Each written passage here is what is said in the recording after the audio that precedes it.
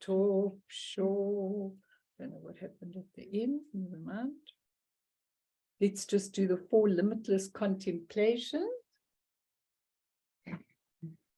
May all beings have happiness and create the causes of happiness. May they all be free from suffering and creating the causes of suffering. May they find that noble happiness which can never be tainted by suffering.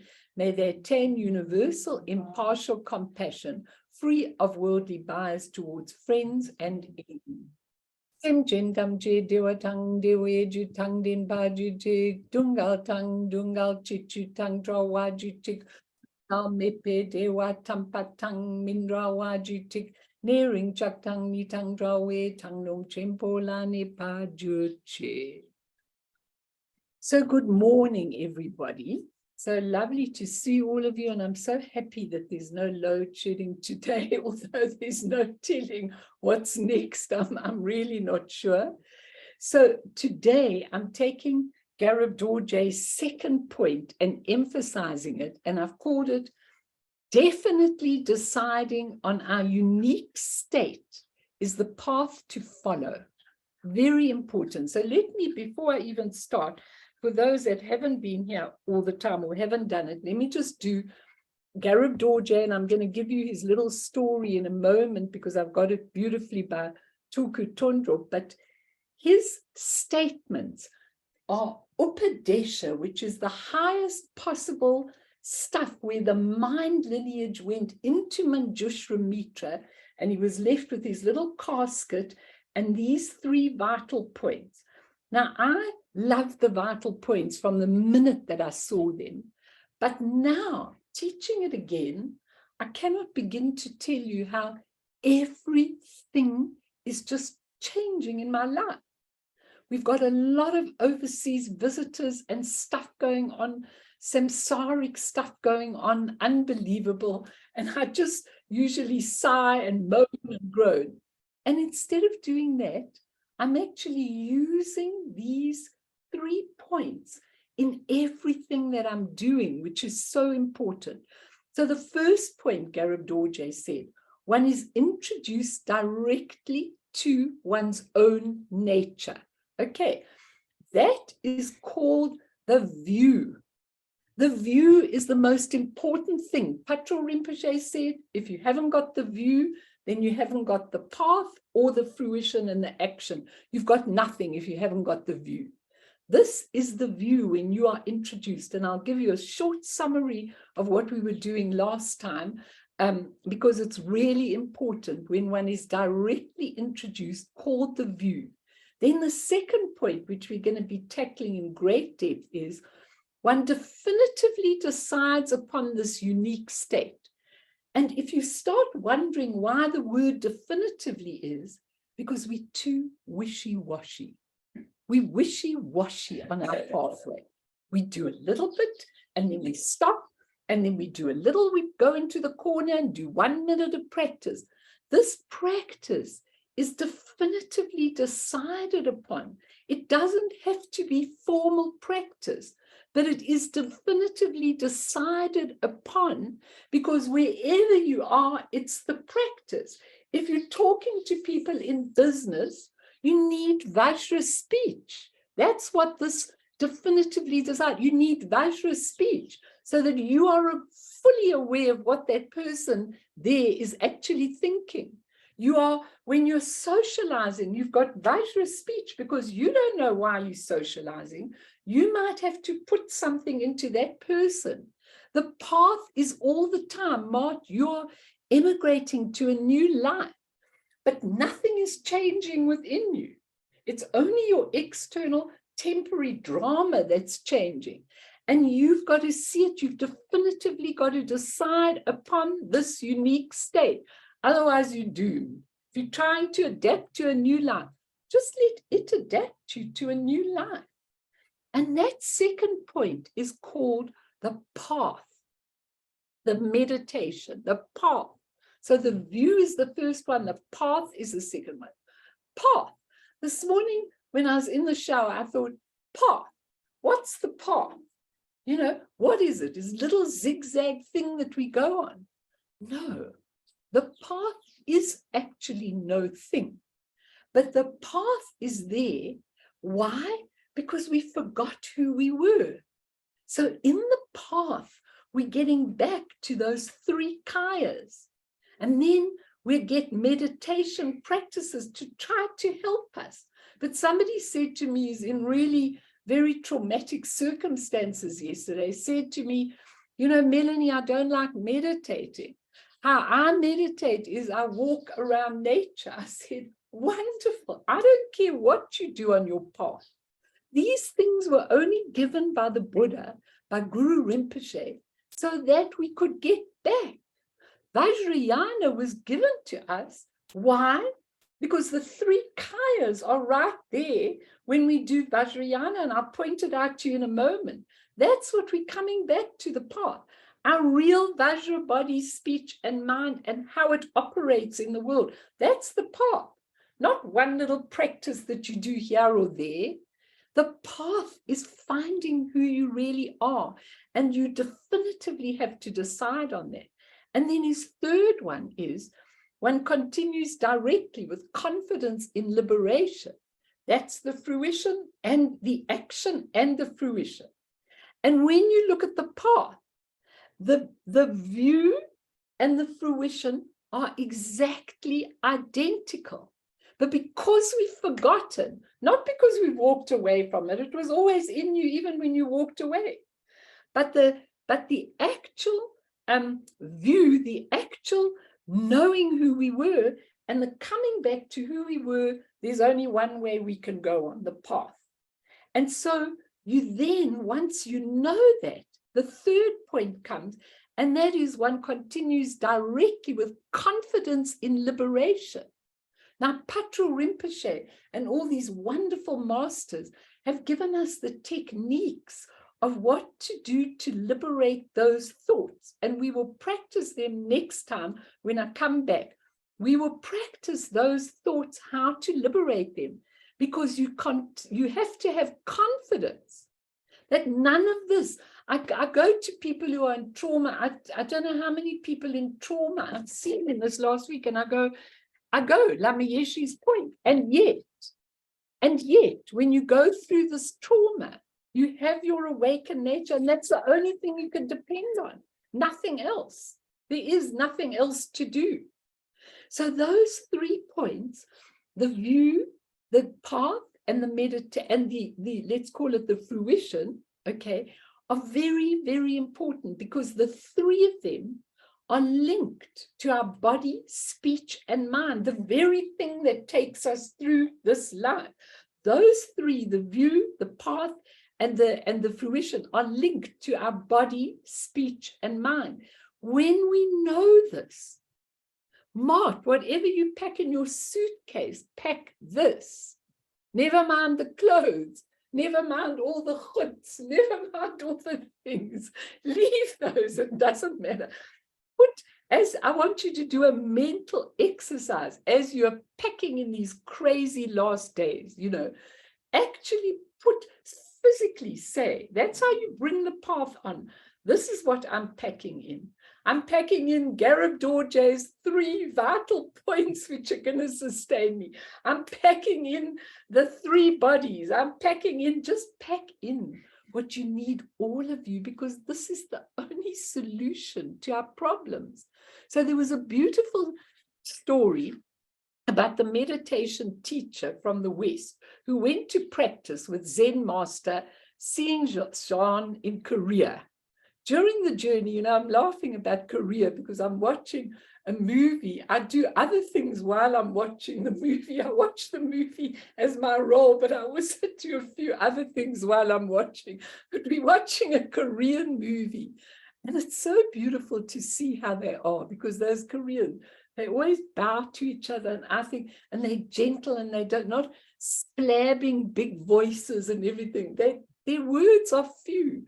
And I watch them and I go to Joss, I definitely belong in an Asian incarnation. I could sit back and do all the bowing all the time and not argue and fight, go into that culture. But on the other hand, what we're watching, this musical thing. They don't fight for their rights. You know, they're so quiet. So I think you need a bit of that human spirit to fight through all the things we've got to fight through. Anyway, he went on a journey to the Zen teacher in Korea. During the journey, he undertook a pilgrimage to other masters and temples, and while traveling on a remote road, he came across a particular elegant Buddhist shrine at the base of a mountain. Next to it was a sign, "The way to the most beautiful Buddha in all Korea," an arrow pointing to the 1,000-step path up the mountain. And the young visitor decided to climb, hiking up all those steps until he reached the top. The view was breathtaking in every direction. This simple Zen pagoda matched the elegance of the one below. But in the place of the Buddha on the altar, there was nothing, only empty space and the gorgeous green-hilled vista beyond. Going closer at the empty altar was a plaque that read, "If you can't see the Buddha here, you had better go down and practice some more." Okay, because there was no Buddha there. So I took some people into my shrine room yesterday. They are not Buddhist actually, but I took them here to find some peace, you know, and they were looking at all the Buddhas and all kinds of things and everything. And I said, and yet, all that you see is actually internal. In fact, less and less and less am I wanting all of this. I just want to sit in a quiet place and find it inside me. I don't know if I'll ever get to do that in this life, but in any case, I just want to find it inside me so that there isn't anything external. It's all internal. We've just forgotten. And Bern, I'm coming back to that cartoon. I've shown it before, if you've got it. Let's just look at this, just to remind ourselves about what we're doing on the path. Okay, so the cartoon goes, at the top, the guy's really shouting. I don't know if you can make it a little bigger, Bern. Anyway, it doesn't matter. The guy goes to a monk and he shouts, "I want happiness." So the monk takes down the sign there, and in the next thing, he's lying on the carpet and he says, "First, remove I, that's ego. Then remove want, that's desire." And then right at the bottom, he says, "Now all you're left with is happiness." Such a good cartoon, that, because it's true. I showed it once before in the evening, but the thing is, it's really, really true. You know, let's take the I want out. Let's let the Buddha nature come through, the awakened nature. Don't have to call it Buddha nature if you're not interested in that. But let's let it come through. And what you're left with are the beautiful qualities of the nature. So what I came across the story of Garab Dorje, which was written by Tulku Tundrup in Masters of Meditation and Miracles, I think it's called. I really suggest you get that book. It's really a fabulous book and you will love reading it. I used to read it on retreat and it's got so many amazing stories. But Garab Dorje was known as Prahivajra. He was a near Manakaya and he manifested as the first Buddha of Dzogpa Chempa, the first human master of Dzogpa Chempa. And it was in Odiyana, which is somewhere near where Pakistan is presently. And Odiyana was one of the most important, we know from Guru Rinpoche's source of esoteric Buddhist teachings or tantras. It was a place of power and a land of dakinis with thousands of small temples, one huge big temple and great prosperity. So how this happened, this is how the story goes. Not far off, in an island covered by golden sand, a nun named Sudadharma, the daughter of King Uparaja and Queen Alokabasvati, excuse my pronunciation, one with lights of Odiyana. This nun was in absorption in a simple grass hut with an attendant named Sukhasaravati, which means joyous heart. And one night she had a dream in which an immaculate man with a white complexion came and placed 3 times on her head a crystal vase adorned with 5 syllables, symbolizing the 5 Buddhas. The vase emanated beams of light, and she could see the 3 worlds very, very clearly. In the 10th month after the dream, a son was born to her, a son adorned with many auspicious signs. This child was the rebirth of Adichitta, a manifestation of Vajrasattva, no less, who appeared in the God realm to propagate Dzogchen, the Dzogchen there. The nun was frightened and ashamed, and she said, this fatherless son must be an evil spirit, and she threw him into a pit of ashes. But 3 days later, even though her attendant said he was a beautiful being, 3 days later he was still alive. He didn't need food or anything else, and she realized he was an enlightened manifestation. So she wrapped him up, and the Dakinis and sages showed praise and offerings to this beautiful child, and they said, "Oh, protector, teacher, blessed one, the Lord of the world who reveals the true nature, be our powerful protector, Vajra of the sky, we pray to you." Anyway, it's a long story and I won't go into it, but when he was 7 years old, she took him back to the king. He begged, please let me go and debate with all the masters that there are. So there were about 100 scholars, 500 scholars, and he debated them in the Buddhism as they do and beat them all. And so they all declared him their great teacher. They put his feet on their heads.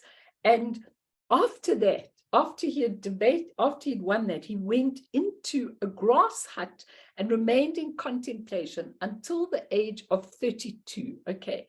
Now, in that contemplation, he received all the empowerments from Vajrasattva himself. Okay. He received all the empowerments, and he reached the point of no more training. And the earth shook 7 times like the Buddha. Various sounds were heard, and rains of flowers fell. And some of the jealous kings nearby tried to kill him, but nobody could kill him because his body wasn't made of the same material as us. And then he transcribed all the teachings he received. That is, especially the 6,400,000 verses of Dzogchen, which were present in his thing. Just think about it, 6,400,000. And then he placed them, and then he went on with teaching quite a lot of people in the charnel grounds. He taught Manjushra Mitra, he taught Sri Sema, all these beautiful masters he taught. And then in the end, he attained the rainbow body, came into the sky, and gave Manjushra Mitra, who was moaning, the beautiful casket with the 3 points that strike the vital point in us. We only need these 3 points. Once we expand on them, we've got everything we actually need. And in the story, Tulku Thondup gives a little bit more of just those 3 points. So I'm going to read you, because it's the 3 words that strike the vital point, okay?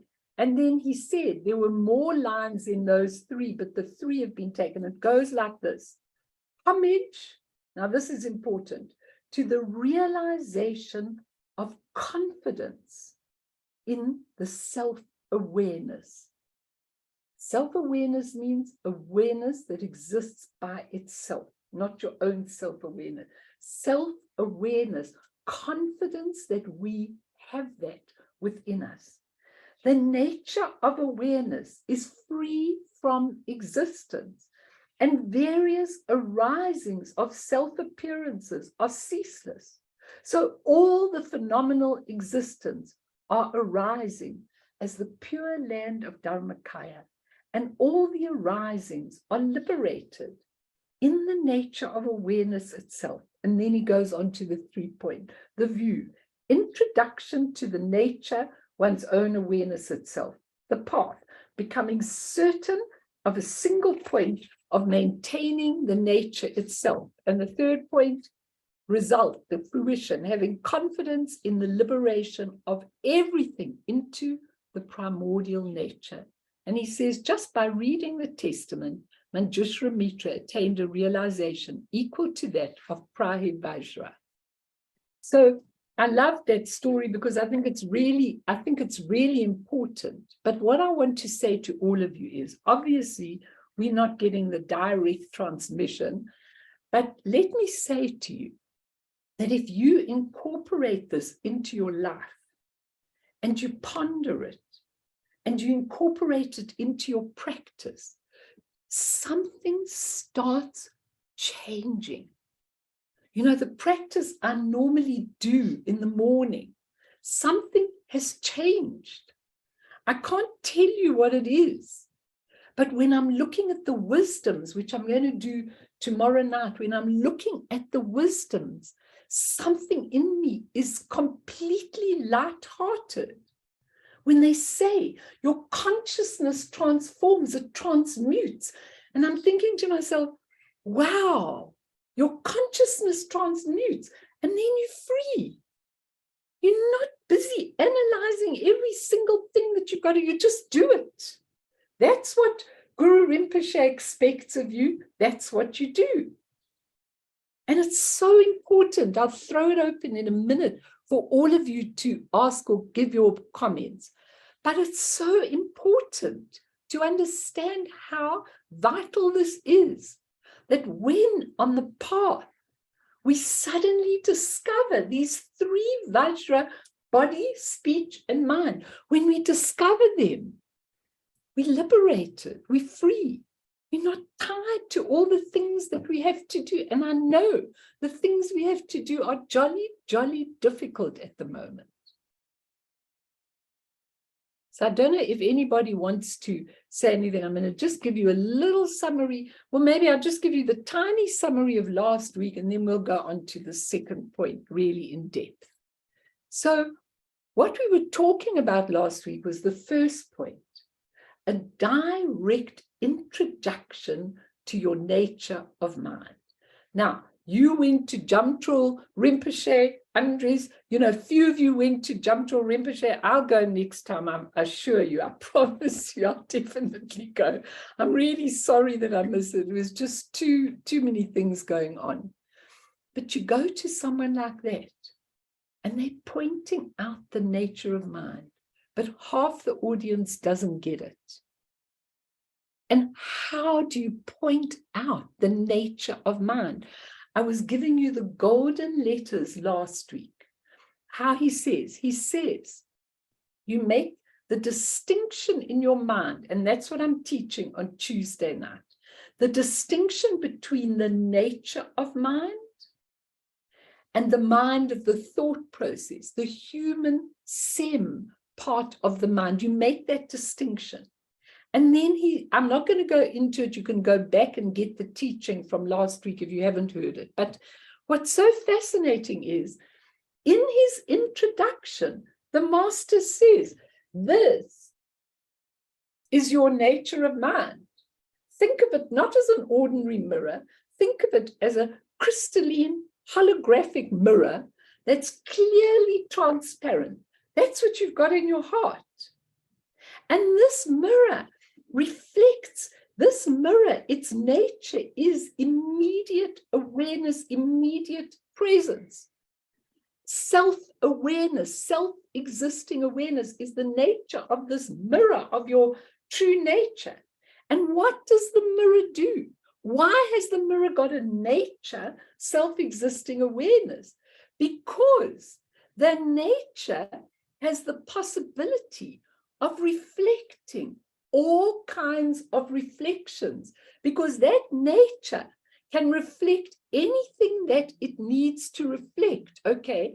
And what happens is it will reflect good, bad, pure, impure. It will reflect anything. Nice colors, not nice colors, it will reflect everything.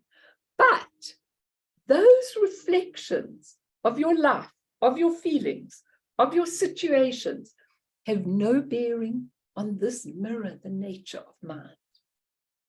Therefore, isn't it logical to get to that nature where we're unaffected by these things, even though we might be being tortured in prison, but we're unaffected because this is who we are.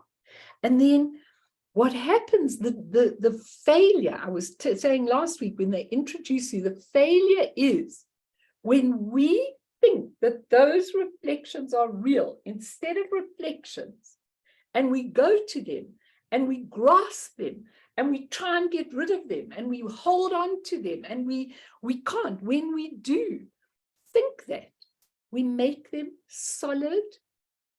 The beautiful color that they really are of the elements goes away. They're solid, and then we're hanging on to them. So the master says, why hang on to them? Just go back to your nature of mind, and you'll see everything as a reflection around you. Don't get involved with the reflection, or you'll sink into samsara.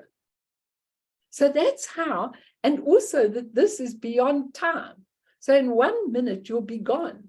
You know, it was interesting, because last week I was seeing somebody who actually had very severe cancer. And I said, what do you feel if you were to die now? What is it that you feel? He says, the most important thing I feel is the separation from my family. He says, I can give up all the other things, but not my family. And I said, but don't you get that your family is already in here? So if you don't hold on to the reflections of your family, you will go with absolutely all the love of them in your heart.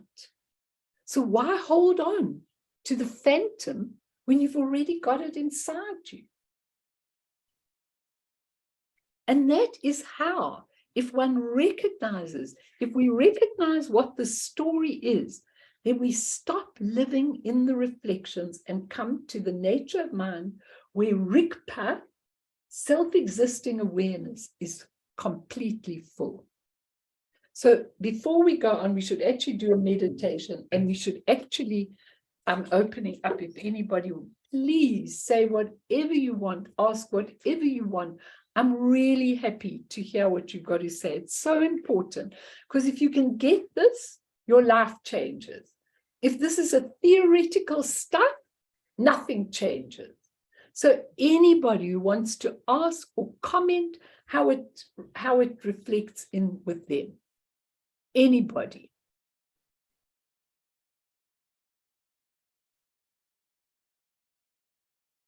Nobody?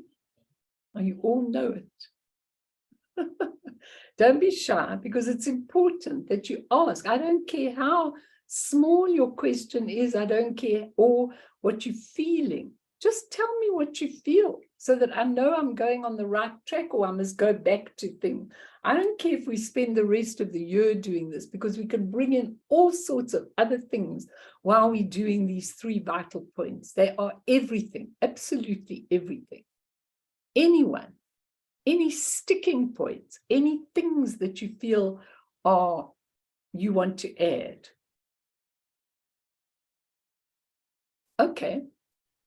Well, if everybody's quite happy, I don't know if you're being shy or if you just are quite happy and understand. All okay. All right. As long as you're okay, I'm happy. Yes, my little Gail, you've always got your little things going on in your life. Let's Sorry, I keep on switching it off because all I can see is flashing stuff. That's your nature. That's the expression of your nature of mind. I think your nature of mind showing you what's going on. That's how it expresses itself. Okay, bright and colorful and everything. So keep going. Okay, did you want to say something? No, I don't. I just wanted to apologize for disrupting everything. Don't worry. I love it when the camera's on, because then I can actually see your little faces. Rugari, do you want to say something? Yeah, I just had a question. As you're talking about the self-awareness reflecting, so Yes. it's reflecting what we think is happening, or the reality that's happening. But that's a very good question, because is there a reality that is happening? So the same as if you see a reflection in the mirror, is it for real?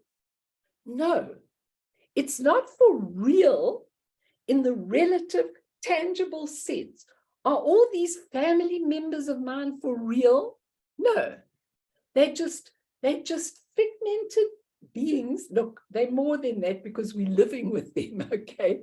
But think of you and your child. Those are not real expressions. Those are the temporary, impermanent, transient playing out of karma of our lives, okay? And then those things that it's not important, those things are not important. What we take from them is important, because those things are reflecting on a relative level according to what we've created by karma, our karmic imprints. But the karmic imprints do not exist in the mirror. They do not exist in your nature of mind. There's no karma in your nature of mind. This mirror is not affected by all of those kind of things. So when people say to me, but it's real, I've got this baby, I'm looking after this baby, he's real for sure, he cries, I look after him. Only relatively. That's why I gave you the story of Garab Dorje, because people came to kill him. He couldn't be killed because his body was made of light. So you couldn't kill him on a relative level at any level, okay? And we're trying to get those light bodies so that we can't be killed, or we don't need to go through death and birth. It's so important to understand this, because these are just the relative things. Does it mean then that I should not concentrate on these things and I should only concentrate on developing my true nature of mind? Definitely not. Because these over here are my karmic responsibilities. And what I'm doing, especially in the Guru Yoga, is cleaning those karmic responsibilities out, those imprints out, so that I'm free. So it's my obligation to put total compassion and love and understanding and teaching and caring into all these reflections. But once I'm said and done, they're all going to dissolve back into the Dharmakaya. And when I enter the Dharmakaya, when I enter the essence, all the things that I need from there are in me. So that I was explaining that when you die, you take with you the love. You don't have to, the people even here, don't have to go to the person, I'm missing you, I'm pining for you, I need you, I want you, because that disturbs them. All they have to do is sit quietly and go to the mirror, and the love is already in there, and the peace is already in there, and the acceptance isn't in there. You came for that particular amount of time in the story I was telling you last week, and now you carry on your journey. And whatever you leave me with is love. If I can leave one person with something awakened in this life, then it will have been worthwhile. Does that make sense to you, Rugari? So you definitely don't say, well, this isn't real, why should I put anything into it? You don't even have to put anything into it. You have to let it happen through you. Like you asked me, Melanie, how can I not put my karmic imprints into my baby? Okay, how can you not put your karmic imprints into your baby? One technique, awareness. So you catch yourself when you're doing the things you didn't like your mother did to you, and you see yourself it's automatic because it's conditioned, doing to your baby, you say, I'm not going to do that to my baby. And you stop. And that's how you change the imprints. It's so important to understand that.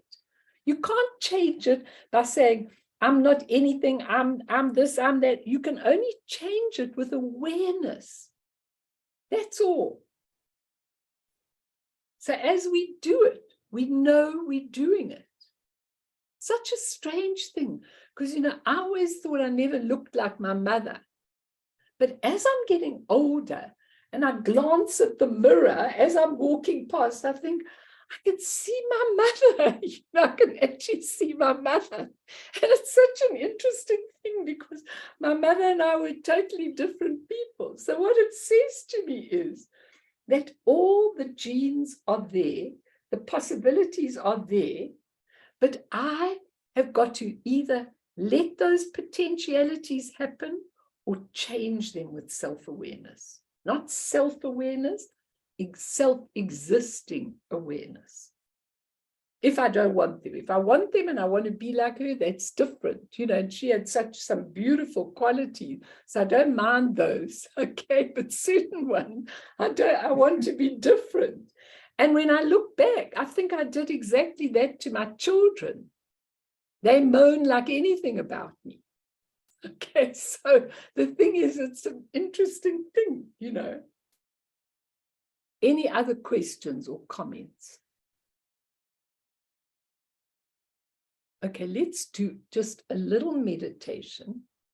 Bern, even though we haven't done the meditation part yet, I'd like you to put the R up, the white R, which is a Tibetan letter R, okay? And if you all look at it, if you can get it for us, Bern, that'll be so nice. Okay. Right, so that Tibetan letter R is a very important letter, and I will give it to you. I will give it to you later and teach it, or sometime and teach it, because it's a very, very important, it's a very important letter. Just let me show it to the girls in my shrine room. Okay. Okay. Yeah. I think I've got it up there too. Yeah. So you're looking at that letter R. R is the creative letter. R comes out of the Dharmakaya, and then all things are formed. So next time, Bern, you can even just give us a blank R to start with, but that is a beautiful picture in itself. It really is. But in any case, everybody, I want you to just put it on there. You can see it also in Karen's, in her thing, but that's fine, Bern, put it on. It's fine if you've got it. So what we're doing is, the most important thing in your practice is to learn to relax. That's better, much better. Even though the other one's very interesting for us, that's much better. It's like that. So what we're learning is to relax. Why do we need to relax the physical body? Go into your meditation posture, because if we don't relax the physical body, we are charged with psychic energy, and the psychic energy overwhelms our consciousness, and we are endlessly distracted. To facilitate recognition, the gross discursive thoughts must be allowed to settle and clarify of themselves. Mind must become calm and clear. So when we do this practice, it's very important, but it's also important for you to realize that this is the introductory practice. Once the mind is clear and calm, then we are going much deeper than that. This is just to clear it out. So think of your morning and all the hectic things you've done this morning or the day, and just we put the mind on an object of meditation. So in a certain practice in the Dzogchen Sendi, we fixate on the visualization of the white Tibetan letter, suspended in space in front of us at eye level, if possible. If your mind is agitated, then we put the letter a little bit lower so that our eyes are looking down. If you're drowsy and tired, then put the letter raised up and visualize and sound that beautiful creative letter. Oh.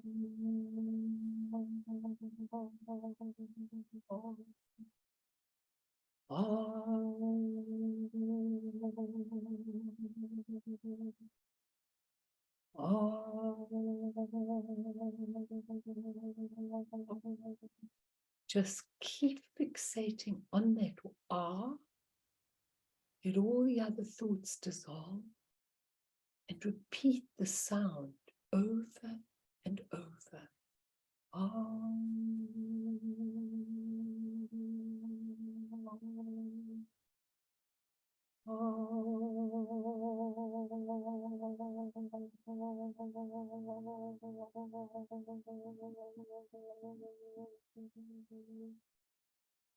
See it just going out that R.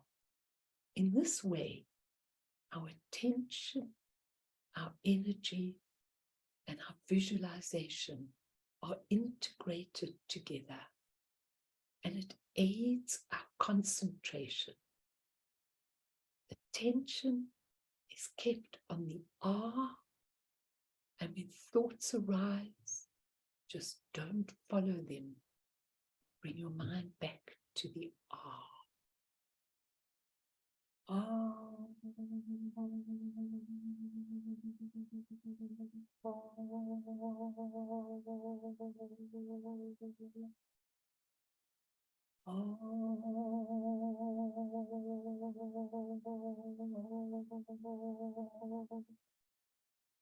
That's the creative letter of the Tibetan alphabet. Everything starts with R, goes out, and is totally creative. And when you can keep your mind focused on the R, allowing thoughts to just dissolve, not following them, and focusing completely on the R, then you can do it without the R in exactly the same way.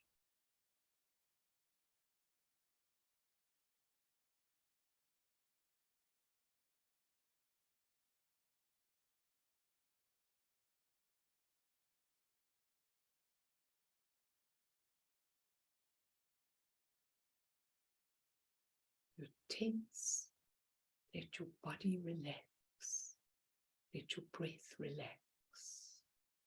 Focus on the R.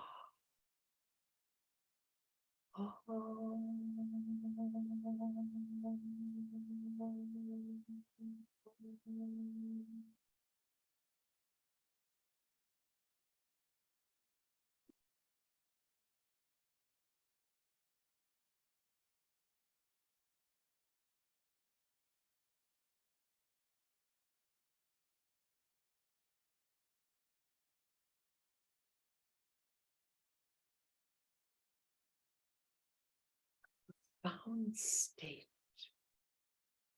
of total relaxation.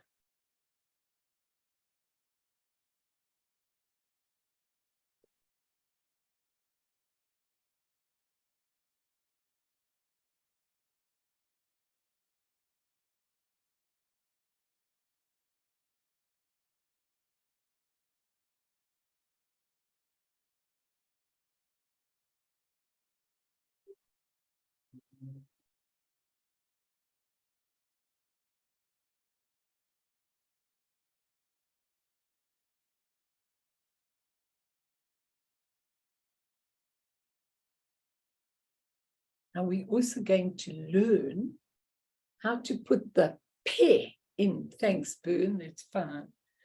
Because when you are totally distracted, if you just recite, pair, okay, pair, pair is P-H-A-T, and I'll explain how it is the wisdom and the skillful means together.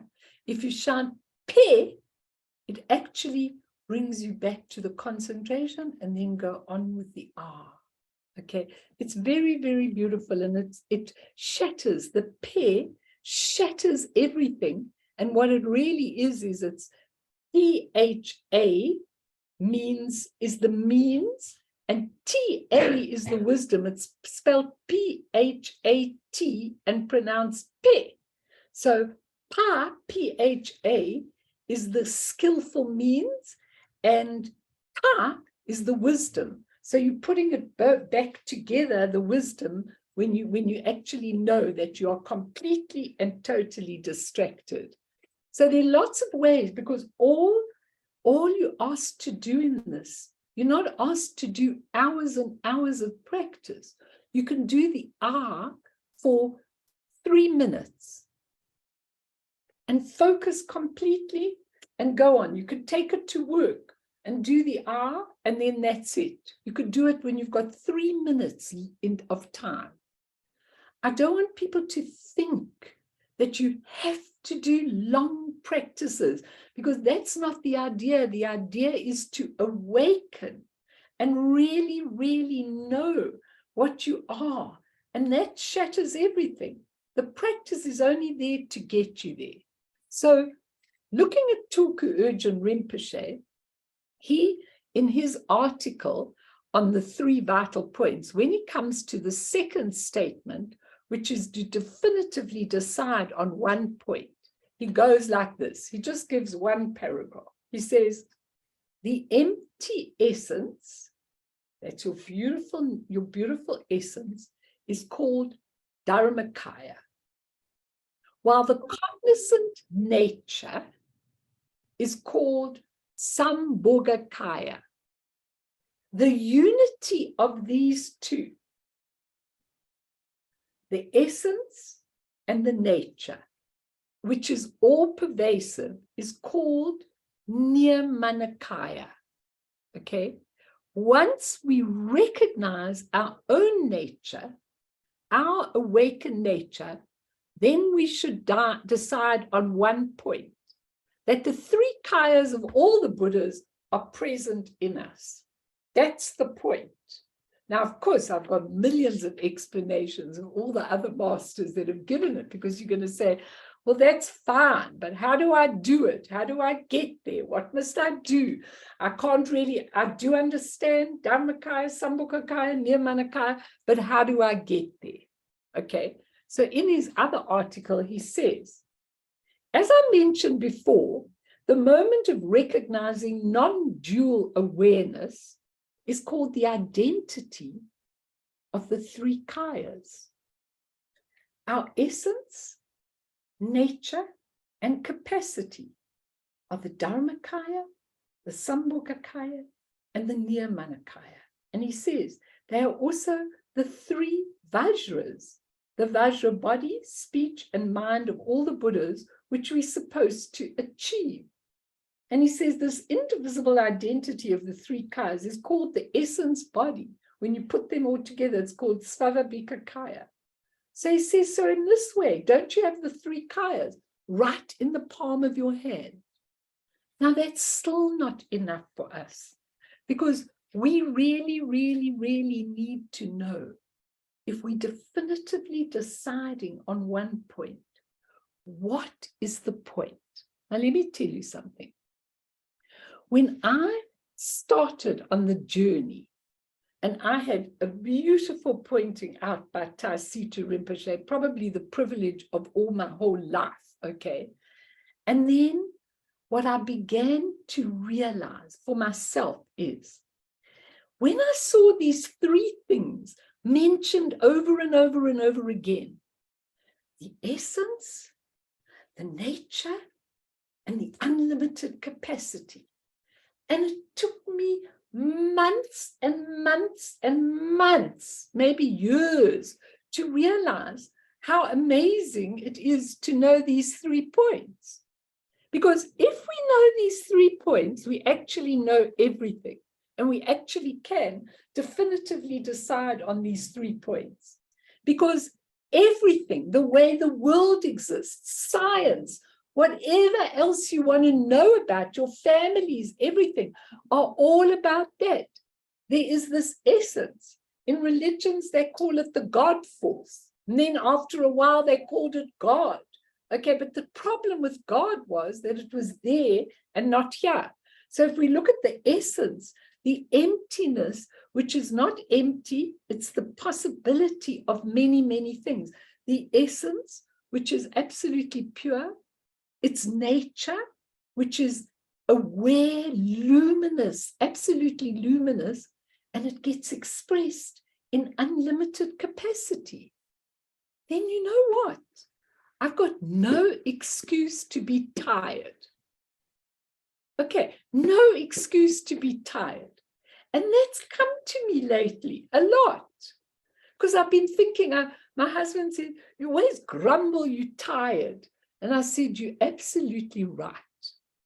Why am I grumbling? I'm tired when I'm doing all the things that I love to do. How can you be tired? That's a stupid mental state. You're only tired when you're making an effort to go in those reflections with your human samsara. Then you get exhausted because everything's an effort and you have to work everything out. When you just let go of all those balloons that you're holding so tightly to, the family, the business, the money I need, this I don't need, this person who's horrible to me, this person who's lovely to me, just let it go and just be. And then suddenly you're not tired anymore because it is happening spontaneously through you because there is an essence. And that essence naturally, spontaneously has a nature. The 2 things in that nature are luminosity. It's full of color and it's full of what Gail said, all these beautiful things that are shooting around, and it's full of awareness. And then it goes into unlimited capacity, which means you'd never be tired because it goes on.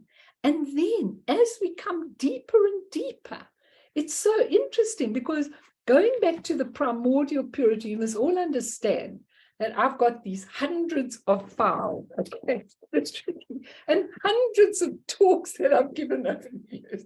Andres, Nicola, when you want them, just come and take them from me. Okay, I've got on every single subject. You probably won't be able to make head or tail of them, but still, I'm coming across all the things that I've done because I'm cleaning them into one folder and getting rid of a whole lot of stuff.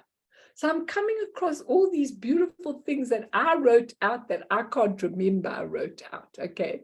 So this beautiful primordial purity, and you should all read it because it really is useful. It's called Primordial Purity by the oral instructions on the 3 words that strike the vital point, Dilgo Khyentse Rinpoche. It's also a beautiful little booklet. So this is what he says. Out of the skillful means and compassion, skillful means, what does it mean? It means you're doing it exactly as people need it. Hitting the point. Skillful means and compassion. Compassion for me is non-judgment. Just looking at how people are and deciding it doesn't matter how they are. I need to see them in their pure form. Okay, so skillful means and compassion. The Buddha taught the emptiness aspect of the view through the metaphor of the sky. And I've said to so many people, especially if they're in my shrine room, just look at the sky. The metaphor of the sky means space for everything. So when you panicked because you haven't got enough space and you haven't got enough room and you can't put in the sky, it's emptiness, and it is the view, and it is through the metaphor of the sky. The luminosity aspect, he says, he taught through the metaphor of the sun and the moon. I found this so profound. So the metaphor of the sky, the nature, the luminosity he taught in the form of the sun and the moon. And the aspect, so those are what is in the sky, the natural relationship with the sky. I suppose you could add the stars. And the aspect of pervading all of samsara and nirvana through the metaphor of the sun's rays and the moon's rays. Now, you know, I thought you can't do better than that.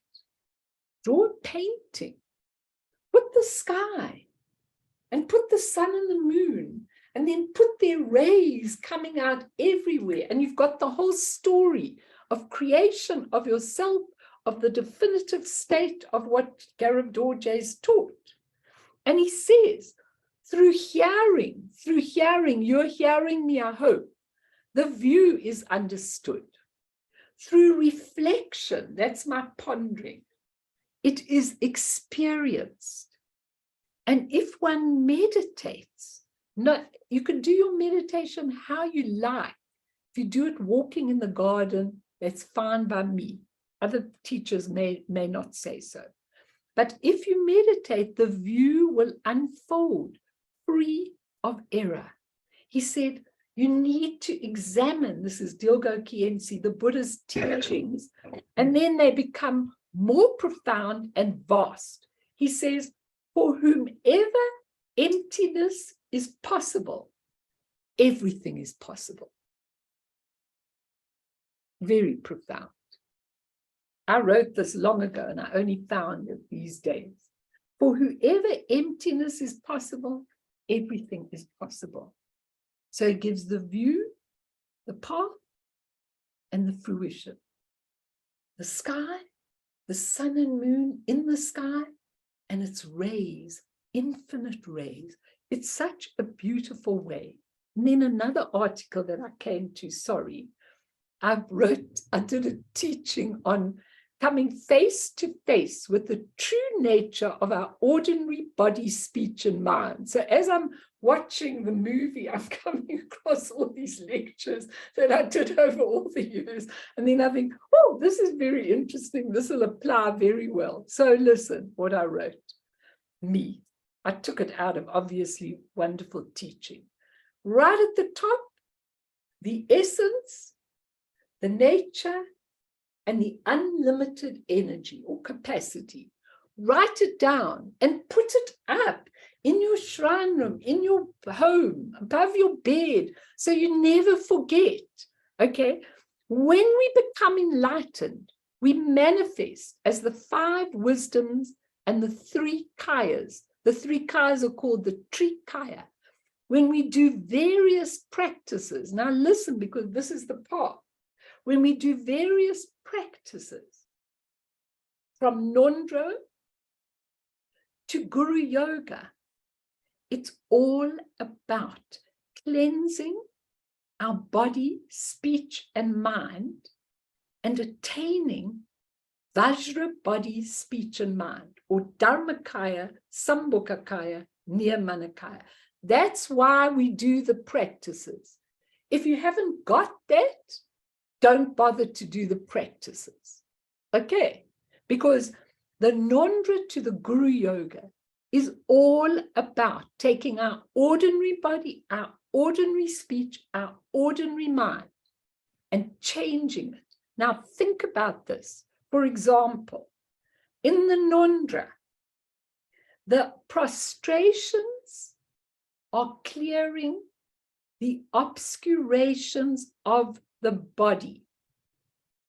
So when you do the prostrations, as Lama Yeshe tells me always, he says, those prostrations are designed to get into every crack of your body. And I go, how? He says, never mind how, just do them, okay? And I know that. I know that they do. They clean your body. So never stop them. Even if you've done your laundry, just keep doing them every day. And if you can't go flat to do them, and go back to your laundry text where you see what you're taking refuge in. Now, it's such an important thing when you take refuge, because I've got this beautiful thing that I always say, and it goes like this, if I can find it. I've got so many things here, it's pathetic. But anyway, they're all very, very, very interesting things. Oh, I bet you I'll never find it. I remember putting it somewhere. It's just a beautiful thing. Hang on, just give me 2 seconds. I know that I'll find it somewhere in here, but in any case, doesn't matter if I don't find it. I know it off by heart. Okay? When we take refuge, we go. I take refuge in the Buddha. I take refuge in the teaching, the Dharma. I take refuge in the Sangha. That is your basic relative refuge. Help me and let me take refuge. Then you go to Vajrayana, which is all about purifying your body, speech, and mind. That's all it's about. And you go, I take refuge in the Guru, in the Yidam, in the Dakini. So now we're going a step ahead. We're not just taking in the Buddha, Dharma, and Sangha in general. We're taking it with the 3 parts of us that actually exist inside of the Guru, the Yidam, and the Dakini. Now, when we go the whole hog, we don't do that at all. We go like this. Namo, in the empty essence, Dharmakaya, in the cognizant nature, Sambhogakaya, in the unlimited capacity, Nirmanakaya, I take refuge until enlightenment. Now, I do that one millions of times, okay? Just to remind me all the time of these 3 kayas. Namo, in the empty essence, I take refuge. In the empty essence, Dharmakaya, in the cognizant nature, Sambhogakaya, in the manifold capacity, Nirmanakaya, I take refuge until enlightenment. Now that refuge incorporates the Buddha, the Dharma, the Sangha, the Yidam, the Guru, the Yidam, and the Dakini. It incorporates everything. It's everything. Once we understand that we are the Trikaya, then we're free. And as Tulku Urgent says, so the prostrations are for the obscurations of the body. The Vajrasattva 100-syllable mantra is for the speech, to clean the speech. Never stop. It cleans out absolutely everything. Even if you do 3 Vajrasattva 100-syllable mantras, you're cleaning the speech. But the speech is not only your talking, the speech is your energy, all the energy, okay? And then the mandala offering that you give is for the mind, to clear the mind. So what you're doing with the mandala offering is you're giving all the beautiful things and you're clearing your mind and the mandala of the mind, that's for the mind. And then when we come to the Guru Yoga is your most vital practice, okay? Because the Guru Yoga is for everything. The body, the speech, the mind, and the combination of them. Now I've got the teachings. If you want to go back over these 2 weeks when I'm away, you can go back and you can ask Nadine for the Guru Yoga practice that I taught, because it's a whole session. But that clears it. Everything is for clearing the body, speech, and mind. That is what we're doing. And as Tulku Urgent says, we're wanting the unchanging body. We don't want a body that gets wrinkles and sickness. We want the unchanging body. We want the unceasing speech. Not too late, Patricia. The unceasing speech. Okay, what does that mean? It means the energy and the speech that just comes right through you at the right time, at the right moment. It is so beautiful to watch these masters when they teach. Some of them let it all go through like that. They're teaching, and then they take a breath like this. And then they go into the speech. Oh my God, it is wonderful, called unceasing speech. You never stopped bringing the truth. Even if you're with the beggar on the street, you're with this person, you're with that person, you're at the supermarket. Unceasing speech that is about the truth and the Dharma and the light and everything else. Okay. And then the last one is undeluded mind. So the mind that doesn't get caught, Rugari, in the reflections, that doesn't get caught in the relative world, that takes it, that says, I created this world with all my imprints, now I have to deal with it. Finished, klar, the end. So everything we do, he says in Vajrayana, is for this, because think of the Vajrayana. You start off, we just did Guru Rinpoche. The first thing you need to do when you start off is the emptiness, the absolute essence, because it all comes out of that. Then the nature, which is when you start with the syllable.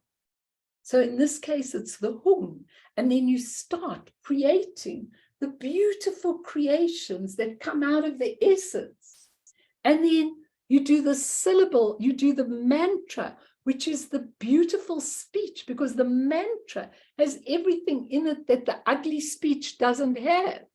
The mantra, even though we don't really know and understand the mantra, it has everything in it. So we do the speech on and on and on and on.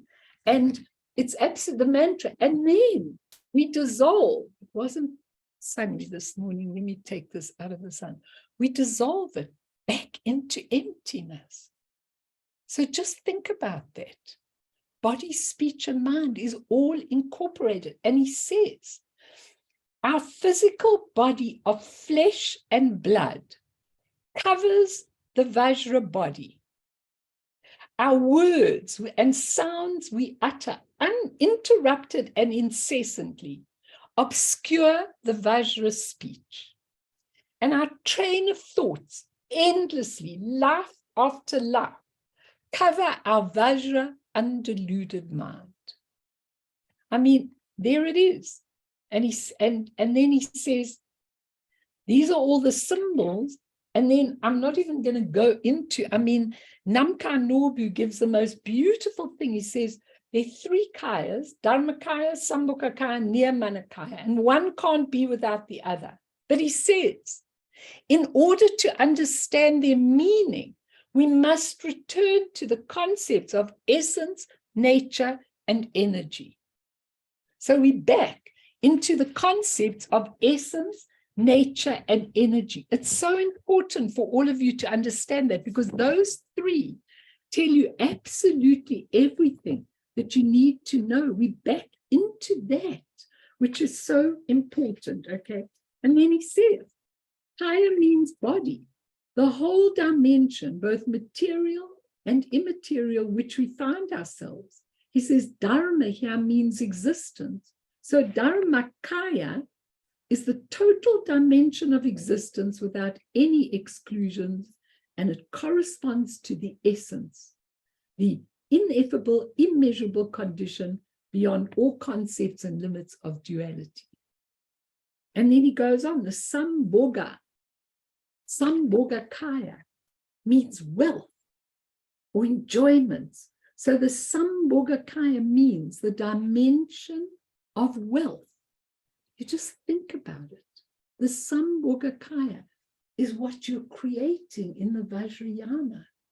Everything you're creating, that is the pure light, the pure energy, which if we can't see it on Sambhogakaya level, then we go into the relative again, and we're back into square one. So he says, The substance of the wealth means the self-perfected qualities that manifest through the substance of the elements. And when the elements are pure, they manifest in color. Pure color. We don't see everything here in pure color, but when they're true, they manifest in color. In fact, he says, when the elements take on the material state, they pass from the level of color to the solid level of the physical elements. In brief, he says, that is what the beauty of what we create in the Vajrayana is about. It's the nature purely formed. So he says that, and he says, Nirmana means manifestation or emanation, and corresponds to the aspect of uninterrupted energy.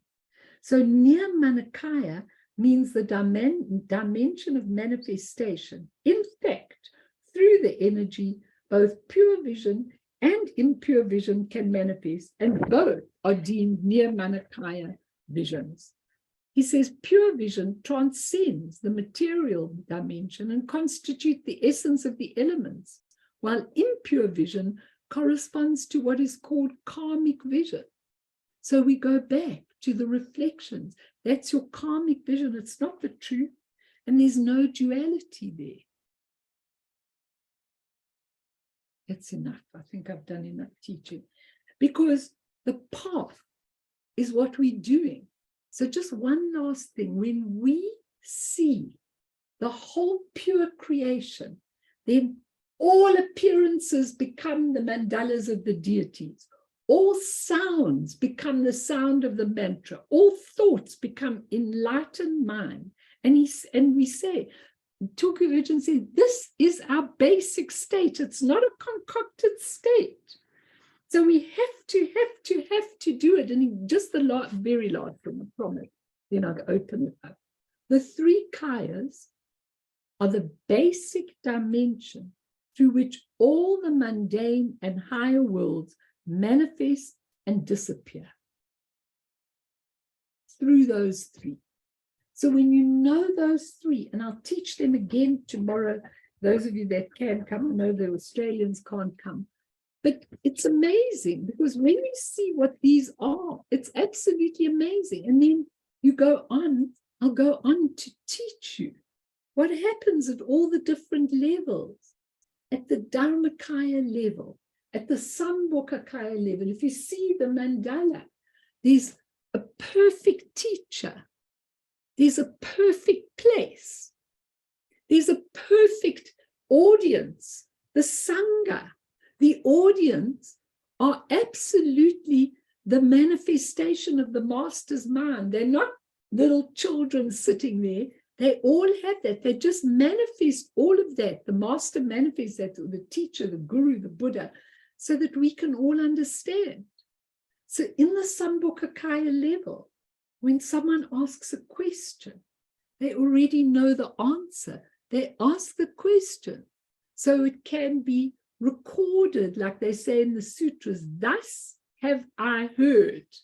So they hear it, and then we get the answer, and then we're as happy as a lark, because now I've got stuff to teach you from these great minds. If I taught you from my own mind, it would be pathetic. But I really do try and give you how I bring it into my own thing. And then you see the perfect place in the Dharmakaya. It's absolutely pure and open. In the Sambhogakaya, it's the perfect place, Akanishta, a beautiful pure Buddha land, a pure master teaching, perfect Sangha, perfect no time, no past, present, or future. Go there, all of you. Close your minds and just go into the fourth dimension. Okay. I can't, yeah, okay, yeah, you can, it's good. And I kind of also feel lots of times, like when I'm sitting there and I'm meditating, I think, gosh, I would just go there, you know, it would just be so easy to get there, see it, then I could really, really tell you everything from first-hand experience. Yes, Rugari, that mind is absorbing every single thing, and I'm glad your baby's sleeping, hopefully. What do you want to say, my little one? I need to digest, but wow. Yeah, there's a lot. And that's why you can go back and listen again and do it slowly, because I don't know what happens, but when I'm teaching these things, there's so much. I've got so much to teach you. I've got so much, and people can't absorb it. So then you must go back. That's why it's recorded. You must go back and just absolutely do it. Yes, Mimi, please. I was listening to an interview with Suleiman, the gift of the givers, and he said that he received a teacher told him exactly what he had to do, how he had to create exactly what he's created, but he spoke to him in Turkish, and he said he doesn't understand Turkish, but he understood the whole instruction. Fascinating. I have got the most wonderful respect for those gift of the givers. They are amazing. I wish they'd take the whole country over. You know, I really do. They are selfless. And I don't know how they do it. They're absolute. Wow, that is so interesting. So he knew what he had to do. He knew exactly. He didn't understand Turkish. And he said to the teacher, how come I don't understand Turkish? He said, that is the instruction that you will know and understand. And he took it through perfectly. He said, you will create all this, you will have no expectations, and this is what you'll do for mankind. It was absolutely fascinating. Isn't it wonderful? I think that's absolutely beautiful. And that's called Vajra speech. It really is. Okay, Andres, it was so nice. Do you want to just say anything before you go? Because you've done a lot, and tell us what you got out of being with Jabtro Rinpoche. Even if you sent it. I'm just, I'm still digesting a lot, integrating a lot of that. It was quite a journey. Tell us. I'll share some later. You'll share it when you've digested. Yeah. And I love what you're saying, because I think that it takes a long time to digest these kind of teachings, because exactly what Mimi said. You've got to sit with it, yeah. Yeah, you've got to sit with it, and you've got to ponder it around and plop it in. But don't think about it, because thinking you destroy it. Just allow it to ponder around in your mind. It must be messing around so all the ripples come out. It's such, I mean, Andres, the fact that we've got this now, isn't it amazing? And isn't it sad how few people on this planet are really getting it like this? And the biggest problem is understanding the view and changing your view of reality to be something that it isn't at the moment. Because the whole world and everything, all the appearances, sort of mesmerize us to be engaged and taking that engagement as the reality. And to change that is insanely difficult for people, because this is not how we're wired. And so it takes a leap of faith, and also a lot of sitting with it to change that view of reality, so that it's not so reified, is the one word, so solidified in our minds. That's the difficult part for a lot of people. Once you start getting past that, everything else becomes easier. But as a teacher, and you also like to teach, as a teacher, it's so important to allow that Vajra speech to go through, because remember, whatever the Buddha did with his Vajra mind, everybody understood at their particular level. And so there is a lot to understand. I mean, your baby, Terry, could understand a lot more than all of us. Trust me, because they're so fresh out of those dimensions. But you know what? For me, I just realized the busier I get, I keep thinking of Tulku Urgent's Guru. He actually said, which it sticks with me every time I feel too busy. It sticks with me. He said, the busier I am, the more awareness I have. I mean, he said, you know, when I'm sitting alone and I've got lots of time, he says, I'm looking around and seeing what there is. But he says, when I'm busy and focused and people are asking me for things, then I am totally non-distracted and in my Buddha nature. Then isn't that the essence of it?